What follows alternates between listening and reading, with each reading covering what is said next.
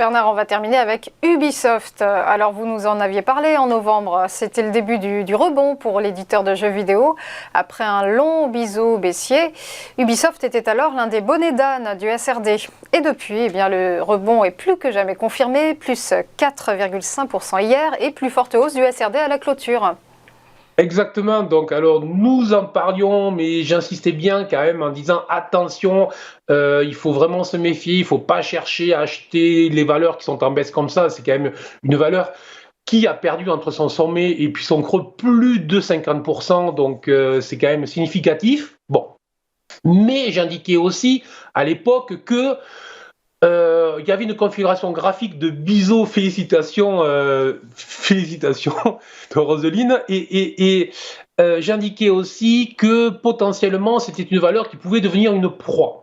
Et là, en fait, on a vu que les investisseurs se réintéressent cette semaine à ce titre, puisqu'on a eu aux États-Unis une OPA sur Zynga, donc une valeur de jeu vidéo qui là aussi était en très très forte baisse, donc un cours de bourse déprimé et susceptible de rendre une action désirable pour les prédateurs.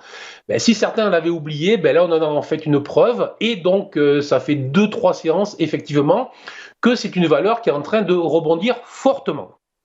Alors, j'insiste bien sur ce type de configuration très baissière, attention normalement. Mais là, il y a sur le plan technique une configuration en plus de ce biseau dont je vous parlais déjà en fait en novembre. On a une valeur qui dessinait depuis un certain nombre de semaines en fait une phase de latéralisation. Et une phase de latéralisation très intéressante puisqu'en fait elle n'a plus dessiné de point bas plus bas depuis plusieurs séances. Et ça ressemble énormément en fait à ce que l'on appelle une phase en accumulation. Et là, Charles Dos, hein, le fameux, le même qui a offert le nom à l'indice Dow Jones. Donc Charles Dos nous a appris en 1900 et quelques, vous voyez là on revient quand même extrêmement loin en arrière, mais il nous a appris que ces phases en accumulation étaient des phases où l'on ne voit pas encore la potentialité qu'il y a dans une action, mais où on a des investisseurs dits les plus avertis, ceux qui sont les plus au courant du dossier, donc peut-être effectivement ceux qui sont au courant de rumeurs, ou plus que de rumeurs sur le dossier, qui commencent à se réintéresser en fait à la valeur.